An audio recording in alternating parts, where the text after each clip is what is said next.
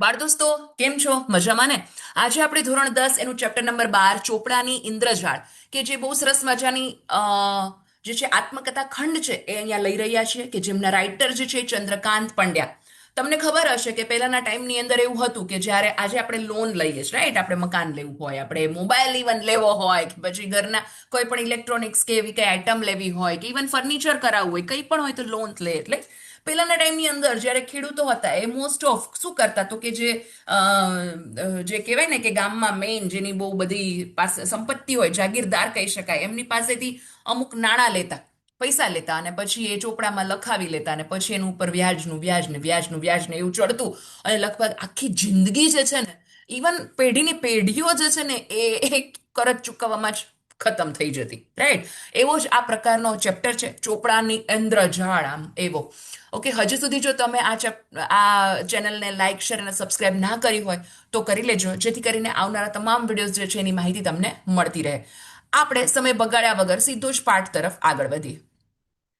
ત્યારે સાહુકારો જે છે એ ગરીબ અને અજ્ઞાન રાની પરજ ખેડૂતો જે છે એમનું શોષણ કરતા હતા. રાની પરજ એટલે કે સુરત વલસાડ જિલ્લાની વનવાસી વસ્તી જે છે, એને રાની પરજ એ જગ્યાનું નામ કહેવાય છે. શોષણ કરતી એટલે કે પારકું ધન જે છે એ એમ કહેવાય ને કે માલ હોય કે મજૂરી એને હરી લે, એમ એવી રીતે એ કરતી હતી, શોષણ કરતી હતી એમ. ઋણ રાહત ત્યારે કોઈ કાયદો ન હતો એમ, એટલે કે ત્યારે કોઈ એવો કઈ કાયદો ન હતો કે ભાઈ ચલો આને આટલી રાહત થઈ જાય એમ, એવી રીતે.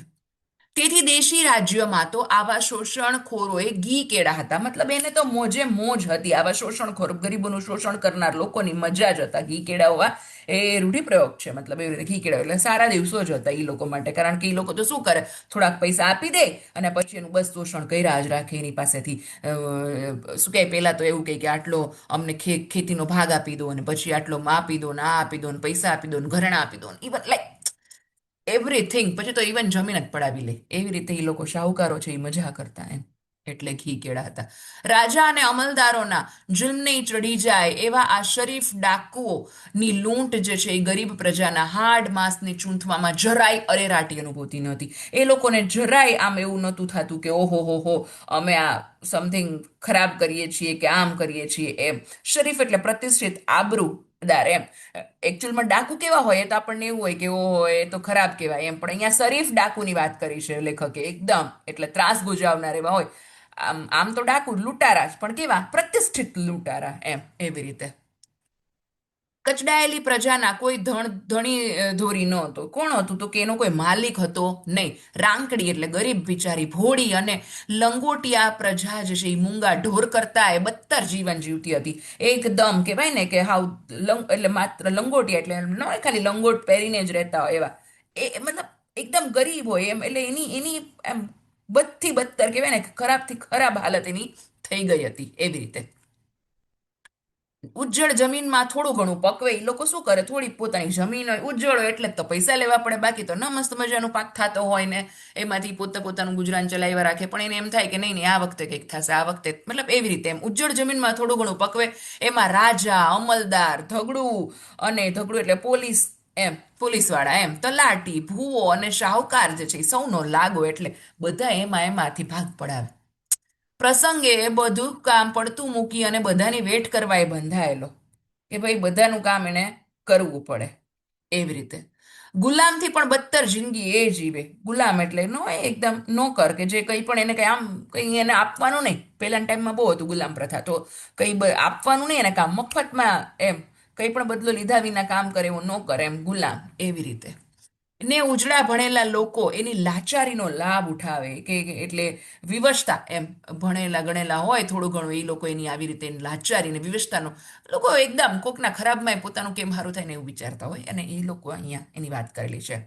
17 સત્તા 95 ના ગણિત ગણનારા 17 સત્તા 95 ના ગણિત ગણનારા સાહુકારના ચોપડાની ઇન્દ્રજાળ એવી કે એની હાથ પેઢી પણ ઋણમાંથી કદી મુક્ત ન થઈ શકે. એકવાર એના પાસે પૈસા લીધા એટલે આ પોતાની જે પોતે જ નહીં, પણ પોતાના છોકરાને છોકરાને છોકરાને છોકરાને છોકરાને છોકરા, એટલી 7 પેઢી જે છે એ આપે જ રાખે, એને ધરે જ રાખે, ધરે જ રાખે, તોય એમાંથી મુક્ત થઈ શકે નહીં. એવી રીતે મારા પિતાજી છે એ શાહુકારી કરી અને પૈસા કમાવાનો કિમિયો કોઈ ભાઈબંધે બતાવેલો, એનો કોઈ આવી રીતે એને ગુપ્ત કળા જે છે ટૂંકમાં સરળતાથી પૈસા કમાવા હોય તો એવું કીધું હતું કે મારા પપ્પાને એના દોસ્તારે એમ ભાઈબંધે કે ભાઈ તમે આવું કરો ને, પૈસા ઉધાર આપો અને પછી તેની પાસેથી લીધા જ રાખો, લીધા જ રાખો, લીધા જ રાખો, એવી રીતે એમ મસ્ત મજાનું એમ મફતમાં એકદમ શોર્ટમાં કામ કરવાનું. એટલે લોભે લોભે ખેતી સાથે ધીરધાકનો ધંધો પણ કરતા હતા. એટલે શું કરતા હતા? વ્યાજે નાણાં આપવાનો ધંધો. ધીરધાક એટલે કે વ્યાજે નાણાં આપે, વ્યાજ એમ. પિતાજીને હાવકાર કહીને સૌ બોલાવે. શાહુકાર હોય એટલે હાવકાર એમ. એક બિચારાને ગરીબ રાંકડી પ્રજા હે ને, પોતિયું પહેરીને ફરતી હોય ને, ભણતા ગણેલા હોય ને, એને માંડ સાહેબ સાહેબ સાહેબ કરી હાવકાર હાવકાર ભાઈ આપો આપો આપો એવું કરી કરીને પૈસા લીધા હોય થોડા ઘણા, ને પછી એને તો આપવામાં જિંદગીની જિંદગી, છોકરાના છોકરા બિચારા ઓલા થઈ જતા એમ. પિતાજીનું મૃત્યુ થયું, જમીન ગણોતે ખેડનાર કે પછી તેની દેખભાળ રાખનાર કોઈ રહ્યું નહીં. એટલે અમે મૂળ શેઠને સોંપી દીધી કે ભાઈ હવે એને આ બધું જે હતું એ કોને સોંપી દીધી? મૂળ શેઠને. કારણ કે અમારી પાસે કોઈ એને જે ધંધો હતો એને કોઈ સંભાળનાર મતલબ એવું હતું નહીં. હવે ગુજરાતના સાધન તરીકે દુઝાણું ને પિતાજીની ઉઘરાણી આ બે જ રહ્યા. એટલે હવે આ પોતે વાત કરે છે, આ જે આત્મકથા ખંડ છે મેં કે તમને કીધું ને એવી રીતે એમ. તો એ વાત કરે છે. કોણ વાત કરે છે? એ આવશે, એનું કેરેક્ટરનું નામ હું નથી કહેતી, મને તો ખબર જ છે. એવી રીતે એમ. તો એ દૂધાણું એટલે જે એવા ઢોર હોય કે જે દૂધ આપતા હોય એવા, અને ઉઘરાણી એ બે જ રહ્યા હતા.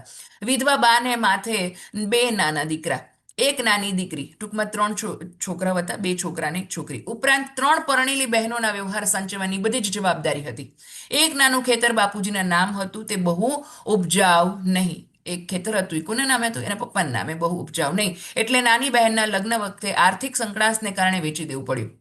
બા બિચારી રાત દિવસ ઢોર વૈતરું કરે, કદી જંપીને બેસે નહીં, શાંતિથી બેસે નહીં. કોઈને ત્યાં જરૂર પડીએ રાંધી આપે, ક્યાંક બે ટંક રોટલા મળે ત્યારે માંડ બે ટંક રોટલા મળે, મતલબ કંઈક ને કંઈક કોકનું કામ કરે ત્યારે ખાવા મળે.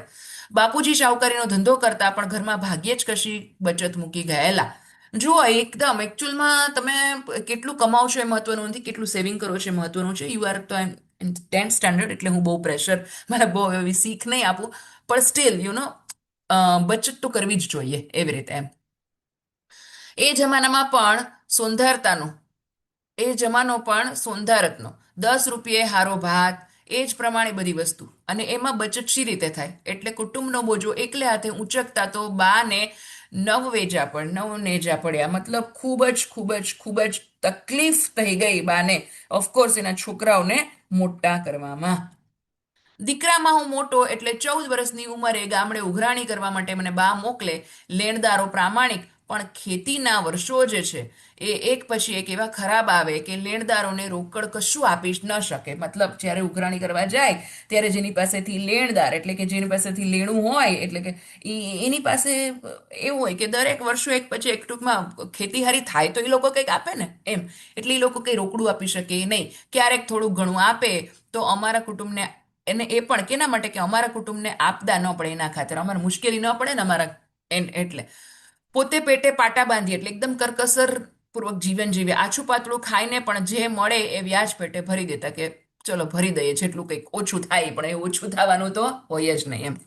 ધરમપુરથી 5 માઇલ દૂર મરગમાળ ગામે, ગામનું નામ છે મરગમાળ ગામે, રાની પરજ કોમના જીવલા નામના ખેડૂત પાસે અમારું લેણું નીકળે. કેનું? તો કે ખેડૂતનું નામ આપ્યું છે, પહેલી વાર અહીંયા નામ આપ્યું છે. કોનું? તો કે જીવલા નામના ખેડૂત પાસે. જીવલાની વાત કરેલી છે. કાઠા વર્ષોમાં એટલે ખરાબ વર્ષોમાં જીવલાની સ્થિતિ બહુ કપરી થઈ ગયેલી. પૈસા તો જે મળે તે આપે, પણ બાપુના મૃત્યુ પછી વર્ષો વર્ષ શું એને આપ્યું હતું? કે લાકડા ને ડાંગર, કઠોળ, ગોળ, કેરી, શાકભાજી, ઢોર માટે ઘાસ, એવું કંઈક ને કંઈક વ્યાજે પેટે ભરે. વર્ષ ગમે તેવું નબળું પડ્યું હોય તોય હાવકારના પોયરા એટલે કે સાહુકારના છોકરાઓ જે છે એને આપદા નહીં પડવી જોઈએ, એટલે એને ખરાબ, મતલબ એને મુશ્કેલી ન પડવી જોઈએ, એ ભાવનાથી કંઈક ને કંઈક તો આપવું જ જોઈએ એવો માનતો જીવલો દાનતનો શુદ્ધ. આ હા હા, એવું નહીં કે મારું વર્ષ સારું નથી ગયું તો હું કંઈ નહીં આપી શકું. પોતે ભલે કરકસરથી જીવતો હોય, પણ અહીંયા આ લોકોને કંઈક ને કંઈક કેટલું આપ્યું છે તમે વિચાર તો કરો. આમાં વર્ષો વર્ષ લાકડા ને ડાંગર, કઠોળ, ગોળ, કેરી, શાકભાજી, ઢોર માટે ઘાસ, આવું કેટલું કેટલું સરસ કહેવાય. જીવલા પ્રત્યે માન થઈ જાય. પોતાની પાસે નથી પણ એવું થાય કે ભાઈ આપણે આપી દઈએ કોઈને, એટલે કે એક તો વ્યાજ ઓછું થાય, પ્લસ એ લોકોને મુશ્કેલી ઓછી પડે. ગરીબ પોતે છે, હે, જેના એક પછી એક ખરાબ વર્ષો ગયા છે. પણ છતાંય એટલી દાનતનો શુદ્ધ એ વાવ. આજના જમાનામાં આવા તો આમ દીવો લઈને ગોતવા જાય તો ખબર નહીં મળે કે ન મળે, હે ને? જીવલો અવારનવાર ઘેર આવતો, અમારા ઉપર પુષ્કળ પ્રેમ, એને અમારા ઉપર પુષ્કળ પ્રેમ, સ્નેહ હતો, શેરડી, બોર, જાંબુ, કેરી એવું કંઈક ને કંઈક મારા મારા માટે લાવે. એની સાથે કોઈક વાર તો એનો પુત્ર ગોવિંદ પણ હેર જોવાની લાલચે, હેર એટલે અહીંયા શહેર, હા, એકદમ દેશી શહેર જોવાની લાલચે આવે. લંગોટીને મેલું જીર્ણ ડગલું એ એનો પોશાક. જીવલો જે છે એ જુવાનીમાં પણ ખખડી ગયેલો, બીકોઝ જુઓ, આમ છે ને, માનસિક ત્રાસ હોય ને એ તમારા ઉંમરને અનેક ગણી વધારે કરી શકે. જ્યારે તમે ખુશ હોવ ને, આમ હસતા હોવ ને, ત્યારે તમે એકદમ આમ, એન્ટી એજિંગ ક્રીમની જરૂર નથી. તમે તો આમે 10th છો, પણ ખાલી ઇન ફ્યુચરમાં પણ તમે જ્યારે હેપી હોવ ને, ત્યારે તમને કોઈ પણ એન્ટી એજિંગ એવા કંઈ પણ એવા કોસ્મેટિક ને આ અંતે એને ફરડું ઢીકણું કંઈ જરૂર નથી. જ્યારે તમે દુઃખી હોય ત્યારે ઓફકોર્સ તમારા ચહેરા ઉપર, તમારા શરીર ઉપર એની અસર થાય ને થાય. સ્ટ્રેસ, ચિંતા એસી ડાકની, હે ને, ચિંતા એસી ડાકની કાટ કલેજા ખાય, તો એના જેવું. તો સ્ટ્રેસ નકામો. એટલે અહીંયા જીવલો જે છે એ જુવાનીમાં પણ ખખડી ગયેલો, હાડ પિંજર જેવો. તો એનો પુત્ર જે છે એ ગરીબડો, અર્ધનગ્ન દશામાં, ખુદ દરિદ્રતાને પણ શરમ આવે એવો, ગરીબીને પણ શરમ આવે એવો એ હતો. એવો જીવલાના આવા કુટુંબની આવી કરુણ દશા. અને છતાં એની વફાદારીનો મુખ એવો સાક્ષી હું માત્ર જોયા કરતો કે ઓહો, વફાદાર તો જોઈએ કેટલું આપે છે. બાપુ ગુજરી ગયા પછી બા મને ઉઘરાણીએ મોકલે. મરગમાળમાં જીવલા ઉપરાંત પણ એક બે લેણદાર હતા. એવું નથી કે જીવલાને ત્યાં જ જતો, બે ચાર બીજા હતા. તેઓ જીવલાની સરખામણીમાં જરાક ઠીક સ્થિતિના કહેવાય, એના કરતાં થોડી ખારી સ્થિતિના હતા. એટલે બાને એમના પૈસા નિયમિત મળતા. પણ જીવલો તદ્દન ભાંગી ગયેલો, પત્ની મરી ગયેલી, એનું બારમું કરવા માટે વળી બીજો હાવકાર કરેલો, બીજા કોઈ પાસેથી પાછા પૈસા માંગેલા. એટલે જીવલા ઉપર કડક ઉઘરાણી થાય. આ એ માંગે ને, ઓલો એ માંગે ને, બધા માંગે. રવિવારે બા મને ઉઘરાણીએ મોકલે. ભાતામાં કોઈ વાર સુખડી તો કોઈ વાર શક્કરપારા બનાવી આપે. દિવાળી પછી તો લગભગ દર રવિવારે ઉઘરાણીએ જવાનો કાર્યક્રમ નક્કી જ હોય. નદીમાં નાહવાનું મળે, ઋતુના ફળો ખાવા મળે, ચણાનો ઓળો, શેરડી, બોર, કેરી જે મળે પેટ ભરીને ખાવાનું અને ઘેર માટે પણ લાવવાનું. અને સાથે બે ત્રણ મિત્રો હોય એટલે રસ્તો ક્યાં કપાઈ જાય એની ખબર પણ ન પડે. એક રવિવારે એ જ રીતે ઉઘરાણી કરવા જીવલાને ત્યાં મરગમાળ ગામે જવાનું થયું. સાથે મારા મિત્રો મોહમ્મદ અને રશીક હતા. કોણ એના બે ફ્રેન્ડ કીધા છે? હજી પોતાનું નામ નથી બહાર આવ્યું. હા, એની સાથે એના બે ફ્રેન્ડનું નામ આવ્યું છે, મોહમ્મદ અને રશીક હતા. બીજે ઉઘરાણી કરવા જવાનું ન હતું એટલે બાઈએ કશું ભાતું બંધાવ્યું ન હતું. અમે જીવલાને ઘેર પહોંચ્યા તો માલુમ પડ્યું કે જીવલો કામ અંગે કશેક બહાર ગયો હતો. કેથે ગયેલો ઓહે તે ખબર નહીં, મતલબ ક્યાં ગયો છે ની ખબર નહીં, પણ બારેક વાગતા આવી પૂઘે, એટલે બારેક વાગતા આવી જશે એમ ગોવિંદે કહ્યું. ગોવિંદ કોણ? જીવલાનો છોકરો. એટલે સમયનો સદુપયોગ કરવા અમે એના ખેતરમાં ઉપડ્યા. બોરડી ઉપરથી સરસ મજાના મીઠા રાંદેરી બોળ પાડ્યા, ખાધા અને ગજવા ભર્યા, ખીચાઓ ભર્યા. મિર્ચીના છોડ ઉપરથી મરચા, તો રીંગણી ઉપરથી રીંગણા તોડી અને થેલી જે છે ઠાસી ઠાસીને ભરી, એકદમ આમ ભરાય એટલી ભરી. ગોવિંદ જે છે એ બાવળના દાંતણ કાપી આપ્યા, તે લીધા. નદીમાં નાહ્યા અને જીવલાની ઝૂંપડીએ આવ્યા ત્યારે જીવલો આવી ગયો હતો. તેણે પૂછ્યું કે ભીખલા, બપોર થઈ ગયા, કંઈ ખાધું કે ભૂખો જ? હે ડોહાડિયા, હું આ બાંધી આવેલું છે. મેં કહ્યું અમે તરત પાછા જવાના હતા એટલે ભાથું નથી લાવ્યા. જીવલો કહે, પોયરા, ભૂખો તો નહીં જવા દેવ, એટલે ભૂખો નહીં જવા દઈએ. દાળ ચોખા આપું તે ખીચડી બનાવી નાખ. ખીચડી કે દાળ ભાત મને બહુ ભાવે નહીં એટલે કડાકૂટ કોણ કરે, એટલે મેં ના પાડી. પણ જીવલો એમ શાનો માને? જીવલો માન્યો નહીં. ભીખલાને હીરો બહુ ભાવે. હવે નામ આવ્યું, ભીખુ હતું. ભીખુ આમનું નામ, રાઈટ? આપણે જેની વાત સાંભળી રહ્યા છે એ ચોપડાની ઇન્દ્રજાળમાં, મતલબ રાઇટરની વાત નથી કરતી, પણ અહીંયા તો એ કહે છે કે ભીખલાને, એટલે કે ભીખુ જ છે, એને શીરો બહુ ભાવે એમ કહી અને ગોવિંદને ત્યાં મોકલી અને ક્યાંકથી ગાયનું પાશેર ઘી મંગાવ્યું. મોટી દીકરી પાસે ચોખા દળાવ્યા, થોડો ગોળ કાઢીને આપ્યો, 3 પથ્થરો મૂકી ચૂલો બનાવ્યો. પછી કાંસાના તાસણામાં એ લાકડાની તવીથાથી ટૂંકમાં આવડે એવો શીરો મેં બનાવ્યો. જીવલો જે છે એ કેળના પાન જે છે એ કાપી લાવ્યો. ગોવિંદે થોડા કાંદા સમારી આપ્યા. અમે ત્રણેય જણા જે છે એ શીરો ખાવા બેઠા. પ્રેમનો શીરો. એનો આનંદ વળી કંઈક ઓર જ હોય. અમે ધરાઈને ખાધું, અમે જવા નીકળ્યા એ પહેલા જીવલાએ પૂછ્યું કે જીવલા થોડાક પૈસા આપશે કે? જીવલાને પૂછ્યું કે પૈસા આપીશ થોડાક કે? પૈસાની જોગવાઈ તો હમણાં નહીં થવાની, એટલે પૈસા નથી, પૈસાનું તો મારાથી કંઈ હમણાં થાય એમ નથી, એમ જીવલાએ લાચારી વ્યક્ત કરી. એટલામાં ગોવિંદ વાડમાંથી વાલોડ ને રીંગણા લઈ આવ્યો. પણ અમારી થેલી તો ભરેલી હતી. એ પોતે તો આમે ટાસી ટાસીને ભરી હતી. એમને એને ક્યાં મૂકવા? મેં જીવલાને એકાદ થેલી હોય તો આપવા કહ્યું. એવું ના નથી પાડતો કે ભાઈ અમારી પાસે ઓલરેડી છે, નહીં નહીં, હજી થેલી આપો ને, વાંધો નહીં. ત્યારે જીવલો કહે, બોડીને ત્યાં વળી કાવી કેવી એમ. ત્યાંથી ફાટેલો કટકો શોધી આપ્યો, એમાં રીંગણાને વાલોડ બાંધ્યા અને અમે ચાલી નીકળ્યા. મેં રાત મોડે સુધી મને તે રાતે મને મોડે સુધી ઊંઘ ના આવી. જીવલાનો જ વિચાર કર્યા. એક બાજુ જીવલાનો પ્રેમ અને બીજી બાજુ એની કારમી, એટલે એકદમ વધારેમાં વધારે અસહ્ય કહી શકાય એવી ગરીબાઈ મને યાદ આવ્યા.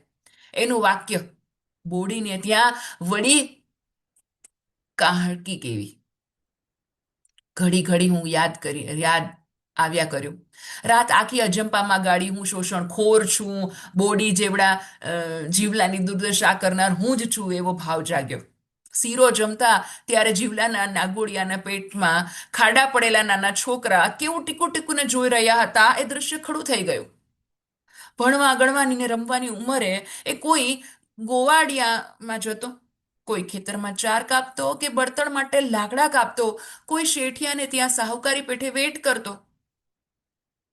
ત્યાં હું બીજા શાહુકારોની જેમ બેઠો બેઠો શીરો ખાતો હતો. એના છોકરાના મોંમાં કોળિયો મેં જ ઝૂંટવ્યો હોય એવું મને લાગ્યું. ને એ પછી ઓછું હોય એમ બે થેલીઓ ભરીને શાકભાજી લઈ આવ્યો. મને મારી જાત ઉપર તિરસ્કાર આવ્યો. તમે નસીબદાર છો મિત્રો કે તમે આવી રીતે ભણી શકો છો. તમારા પેરેન્ટ્સ જ્યારે તમને ભણવા માટે, વાંચવા માટે ટોક ટોક કરે ને, તો આભાર માનજો, આભાર. લોકોને આટલું પણ મળતું નથી. સોરી, હું વધારે પડતી જ કદાચ ઇમોશનલ થઈ ગઈ, પણ યુ નો ગ્રેટિટ્યુડની ભાવના જે છે એ હોવી જોઈએ કે આપણને ભગવાન આટલું સરસ જીવન આપવા માટે આભાર. લોકો કેટલી તકલીફો વેઠી અને અ, જીવન જે છે એ ગુજારી રહ્યા છે, અને એવા તમામ લોકોને મારા વંદન કે એ લોકો પણ ભણી ગણીને આગળ વધે લાઈફની અંદર, કશુંક કરે એવી શુભકામનાઓ. સોરી, ચલો ફરી પાછો પાઠ ઉપર આગળ આવીએ. તો સવારે બાને પૂછ્યું કે બા, જીવલાનું દેવું ક્યારે પૂરું થશે? એ બિચારો તો કેટલો ગરીબ છે, શી રીતે આ દેવું ભરી શકશે? બાએ કહ્યું, ફોગટ થોડું આપે છે? મૂળાના પતિકા જેવા રૂપિયા એ રોકડા કાઢીને આપ્યા છે. મારી ગળે એ વાત ન ઉતરી, એટલે કે એમને આ વાત જે છે એ માયનામાં આવી નહીં.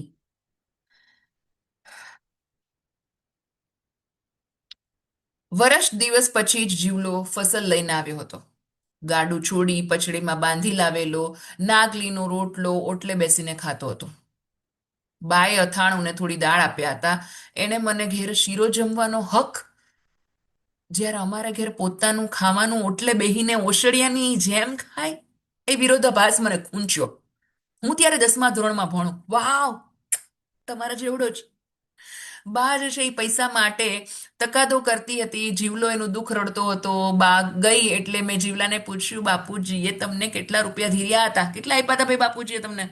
જીવલાએ અતિશયોક્તિ વિના બધી વાત કરી, એટલે કે આમ વધારે ભેળસેળ વગર. ખેતર વેચાતું લેવા તેણે બાપુજી પાસેથી રૂપિયા 300 વ્યાજે લીધા હતા. 2-3 વર્ષમાં પૈસા વસૂલ કરશે એવી એને શ્રદ્ધા. પણ એક વર્ષ ખરાબ આવ્યા. રોકડા બહુ ન હતા આપી શક્યો. મેં ચોપડામાં જોયું તો વ્યાજનું વ્યાજ ચડીને 1500 લેણા નીકળ્યા હતા. બાપુજીના મૃત્યુ પછી હિસાબનું કામકાજ એ દાસકાકા કરી આપતા હતા. 3 વર્ષ પછી પણ નવું ખાતું પાડવાનું હતું. આજે એના ઘર ઉપર અંગૂઠો પાડવા જીવલો આવ્યો હતો. વર્ષો વર્ષ ફસલ ભરી જાય, શાકભાજી, લાકડા, ઘાસ, ગોળ આપી જાય, એ બધું જ મફતમાં. ચોપડે તો રોકડા રૂપિયા સિવાય કશું જ ન આવે એમ. ત્યારે બાનું થોડું ઘણું કામ હોય તો એ પણ કરી જાય, અને છતાં જીવલો હાવકારનો જન્મો જન્મનો ઋણી. ઓ માય ગોડ, તમે વિચારો, આ બધું તો મફતમાં. બધું આપે કરે, કામ કરે, એ બધું જ મફતમાં. ફક્ત રોકડા રોકડા કેટલા છે એનો હિસાબ થાય. પૈસા ખોટા કરવાની જરાય દાનત નહીં. તારા પૈસા દૂધે ધોઈને આલવાના, મતલબ હું આપી જ દઈશ એમ, એવી પ્રમાણિકતા. એ જીવલો રાત દિવસ કાળી મજૂરી કરે તોય એના છોકરા ભૂખે મરે, અને આટલું આપવા છતાં 300 ના 1500 શી રીતે થયા? એવું એટલું સમજવા જેટલી એનામાં બુદ્ધિ જ શાની હોય. ઓફકોર્સ એને ખબર જ ન પડતી. સાહુકારનો ચોપડો જે છે એ છૂઠું થોડી વાંચે, એવો એને વિશ્વાસ. આવા દોષિત દરિદ્ર નારાયણની કરુણ દશા જોઈ અને મારું હૃદય દ્રવી ઉઠ્યું, મને દુઃખ થઈ આવ્યું કે મુદ્દલ કરતા તો કેટલુંય વધારે આપી ચૂક્યો હતો, અને છતાં શાહુકારના રાતા ચોપડામાં એનું દેવું જે છે એ 5 ગણું બોલતું હતું. અને આજે દસા કાકા ફરી હિસાબ કરશે ત્યારે તો એ ક્યાંક વધીને ઊભું રહેશે. જીવલો તો શું, એની હાથ પેઢી પણ એનું દેવું ચૂકવી નહીં શકે, એવી આ ચોપડાની ઇન્દ્રજાળ હતી. મારું હૃદય જે છે એ રડી રડી ઉઠ્યું. હું ગાંધીવાદી જીવન જીવું છું એવા મારા ખ્યાલો માત્ર દંભ લાગ્યા, મને ખોટા લાગ્યા. અને બા તો હજીએ હા હા કરે, ન કરે એ પહેલા જીવલાના દેખતા ગરીબોનું લોહી ચૂસી અને રક્તવર્ણા બનેલા એ સાહુકારના ચોપડાના બધા જ પાના મેં ચીરી નાખ્યા. જીવલાને કહ્યું કે જા, તું હવે અમારા લેણામાંથી છૂટો.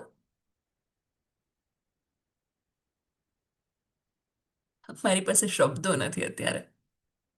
કેટલું સરસ, કેટલું સરસ એને પોતાને રિયલાઇઝ થયું. એને કોઈએ આપો પાઠ જે છે એ શીખવાડ્યો નતો કે આવું કરવું ન જોઈએ, આવું કરવું જોઈએ. એણે પોતે એક્સપિરિયન્સ કરી અને ભીખુએ જીવલાને મુક્ત કર્યો. સુપર છે લાસ્ટ સેન્ટેન્સ કે જા, તું હવે અમારા લેણામાંથી છૂટો. બાનો ભીખુ આમાંથી આ પાઠ લેવામાં આવ્યો છે. આઈ હોપ કે તમને આ પાઠ સમજાયો હશે. એની શબ્દ સમજૂતી જે છે એના તરફ જઈએ તો દાયકો એટલે દસકો, 10 વર્ષનો સમયગાળો. ઋણ એટલે દેવું, કરજ. ઉજ્જડ જમીન એટલે વેરાન જમીન, વેટ કરવી, આર્થિક બદલો આપ્યા વિના કરાતી મજૂરી કે કામ. ધીરધાર એટલે કે વ્યાજે નાણાંની આપલે કરવી. પુષ્કળ એટલે ખૂબ, અતિશય. શાહુકાર એટલે ધનવાન, પૈસાદાર. મુક્ત એટલે આઝાદ, સ્વતંત્ર. મુદ્દલ એટલે મૂળ રકમ. હારો એટલે 6 મણનું વજન. તળપદા શબ્દો જે છે, હાવકાર એટલે શાહુકાર, સોંધારત એટલે સસ્તાપણું, આપદા એટલે આપત્તિ, પોયરા એટલે છોકરા, કોથે ગોયલો આહે એટલે ક્યાંક ગયો હશે, કોહાડી એટલે ડોશી, ડોહાડી એટલે ડોશી, આલ્યું એટલે આપ્યું, ની નહીં, પૈસા પૈહા એટલે પૈસા, ભૂખો એટલે ભૂખ્યો, હાવ એટલે સાવ, ચુહાઈ એટલે ચૂસાઈ, ગીયો એટલે ગયો, હેર એટલે શહેર, અને કાઠું એટલે કઠણ. વિરોધી શબ્દ અને રૂઢિપ્રયોગ જે છે ઓલમોસ્ટ મેં સાથે સાથે સમજાવી દીધેલા છે. ઓકે, હવે આપણે એમસીક્યુ તરફ જઈએ તો એમસીક્યુમાં ફર્સ્ટ જે છે, લેખક પોતાની જાત ઉપર તિરસ્કાર આવ્યો ક્યારે? તો કે જીવલાના છોકરાના મોંનો કોળિયો જે છે એ પોતે ઝૂંટવ્યો હોય એવું લેખકને લાગ્યું. પછીનો પ્રશ્ન છે કે જીવલાની કરુણ દશા જોઈને શું થઈ? તો કે લેખકનું હૃદય જે છે એ દ્રવી ઉઠ્યું. રાઈટ, સુપર પાર્ટ છે આ. એક બે વાક્યના પ્રશ્નના જવાબ જે છે, ઉજ્જડ જમીનમાં જે ધાન પાકતું હોય એમાં કોનો ભાગ રહેતો હતો? તો કે ઓફકોર્સ જે છે ઉજ્જડ જમીન હોય અને એની અંદર જે ધાન પાકતું હોય એમાં રાજા, અમલદાર, પછી પોલીસ વાળા એટલે કે ધગડું, તલાટી, ભૂવો, શાહુકાર, એ બધાનો લાગો એટલે ભાગ એ બધાનો રહેતો હતો. પછી જે છે એ ગરીબોનું શોષણ કરનાર ચોપડાનો રંગ કેવો હતો? ઓફકોર્સ એનો રંગ જે છે એ રાતો હતો. એવું કરી દીધું છે, રાતો એટલે લાલ, જાણે ખૂન ચૂસનાર હોય ને એની સાથે સરખાવ્યું છે એમ. એટલે પછી લેણદાર અને દેણદારની આવકમાં રહેલો વિરોધાભાસ જણાવો. લેણદાર અને અ, દેણદાર તો એમાં શું આવશે? તો કે જ્યારે લેણદારને ત્યાં ગરીબ અને દેણદાર જીવલો જાય ત્યારે એ પોતાની સાથે પછડીમાં બાંધી લાવેલ નાગલીનો રોટલો લઈને ઓટલે બેસે, આમ ભિખારીની જેમ, ઓશિયાળાની જેમ ખાય, અને લેખકના બા જે છે તેને અથાણું અને થોડી દાળ આપે. પરંતુ લેણદારનો છોકરો જ્યારે ઉઘરાણીએ જાય ત્યારે દેણદાર જીવલાને ઘેર એનો શીરો જ જમવાનો હક. એ લેણદાર અને દેણદારની આવકારમાં રહેલો જે છે એ વિરોધાભાસ જે છે એ પોતાના અનુભવથી જણાવ્યો છે. આવકારમાં દર વર્ષે જીવલો જે છે એ લેખકના ઘરે કઈ કઈ વસ્તુઓ જે છે એ આપવા જતો હતો. કઈ કઈ વસ્તુઓ આપવા જતો હતો? બહુ બધી વસ્તુઓ હતી, રાઈટ. એની અંદર ઘણા બધા એના શાકભાજી આવી ગયા, એની અંદર એનું અનાજ હોય એવું બધું આવી ગયું, અને શું આવી ગયું? ફ્રૂટ આવી ગયા, ઘણા બધા જે બી ફળાદી થતા હોય એ બધા જ છે એને આપવા જતા. પછી જે છે એ જીવલાનું પાત્ર લેખન. હા, જીવલો કેવો ગરીબ, અને જીવલાનું તો આમ કહેવાય ને કે વર્ણન કરીએ ને તો પણ આપણે અ, આમ દ્રવી ઉઠે. બોર્ડમાં પૂછાયેલો પ્રશ્ન છે, અલગ અલગ રીતે પૂછાયેલો હોય કે જીવલાનું પાત્ર લેખન કરો, અથવા તો આત્મકથાના આધારે જીવલાનું વર્ણન કરો કે વોટેવર એમ. તો કે અભણ જીવલો જે છે એ જ્યારે ખેતર વેચાતું લેવા માટે લેખકના પિતા પાસે 300 રૂપિયા વ્યાજે લીધા હતા. અને એ પ્રમાણિકતા અને દાનતનો શુદ્ધ હતો. ગમે એવા ખરાબ વર્ષો ગયા હોય તો પણ એ સાહુકારના છોકરાને મુશ્કેલી આવી પડવી જોઈએ એવું એની નૈતિક રીતે માનતો હતો. એટલે જે પૈસા મળે એ ચૂકવતો, અને દર વર્ષે લાકડા ને ડાંગર ને કઠોળ ને ગોળ, કેરી, શાકભાજી, બોર, જાંબુ, શેરડી, ઓહો, આટલું બધું તો કેટલું બધું લઈ જતો એમ.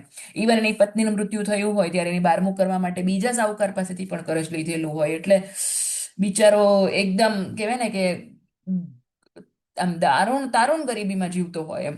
ઈ જ્યારે લેખકના ઘરે જાય ત્યારે એને બારે ઓટલા ઉપર બેસીને ખાવું પડતું, થોડી દાળ અને અથાણું એની મમ્મી આપતી ત્યારે.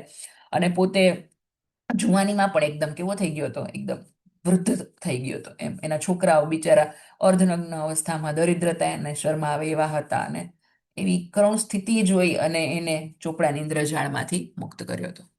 રાતો ચોપડો ફાડી નાખવા પાછળ લેખકનું મનોમંથન કેવું હતું, ઓ બાપરે બાપ! આ પણ બોર્ડમાં પૂછાયેલો પ્રશ્ન છે ને મને આમ રડાવી નાખે એવો પ્રશ્ન છે, મતલબ ઇમોશનલ તો ચોક્કસ કરે. તો કે જ્યારે જીવલાને ત્યાંથી પાછો ફરે છે ને લેખક, ત્યારે તેની પાસે એકાદ થેલી માંગી ત્યારે એમણે કહ્યું કે બોડીને તો ત્યાં વળી કાહકી કેવી. અને આ સાંભળતા જ એ લેખકને તો મોડે સુધી ઊંઘ ના આવી. એક બાજુ જીવલાનો પ્રેમ અને બીજી બાજુ એની તરફ કારમી ગરીબાઈ એને યાદ આવતા હતા. એ પોતે જ શોષણખોર છે અને બોડી જેવી દુર્દશા કરનાર પોતે જ છે એવો ભાવ જેના મનમાં જાગ્યો. એના મનમાં મનોમંથન ચાલ્યું કે જીવલાને ત્યાં ત્યાં તેઓ શીરો જમતા અને તેના નાગડાના ભૂખા છોકરાઓ જે છે એ પેટમાં ખાડા પડી ગયેલા, ઇન શોર્ટ ભૂખ્યા હતા. એની સામે ટીકી ટીકીને જોતા એ દ્રશ્ય એની સામે ખડું થઈ ગયું. ગરીબ જીવલાના છોકરામાંથી પોતે મોઢામાંથી કોળીઓ પોતે ઝૂંટવ્યો હોય એવું લેખકને લાગ્યું. અને એ ઓછું હોય એમ 2 થેલી ભરીને શાકભાજી લઈ આવ્યા. પોતાની જાત ઉપર એને તિરસ્કાર થઈ આવ્યો. અંતે તેમણે જીવલા પાસે જાણી લીધું કે ખરેખર કરજ કેટલું હતું. આટલા વર્ષે તો 300 હતું વ્યાજ, મેઇન તો રકમ 300 હતી, પણ વ્યાજનું વ્યાજ ચડીને 1500 લેણા નીકળ્યા. અંતે જીવલાની કરુણ જે છે એ દશાથી દ્રવિત થઈ અને લેખકે રાતા ચોપડામાંથી બધા જ પાના જે છે એ ફાડી અને એને લીણામાંથી મુક્ત કર્યો. આઈ હોપ આ પાઠ તમને સમજાઈ ગયો હશે. આપણે મળશું નેક્સ્ટ વિડીયોમાં નેક્સ્ટ ચેપ્ટર સાથે. ત્યાં સુધી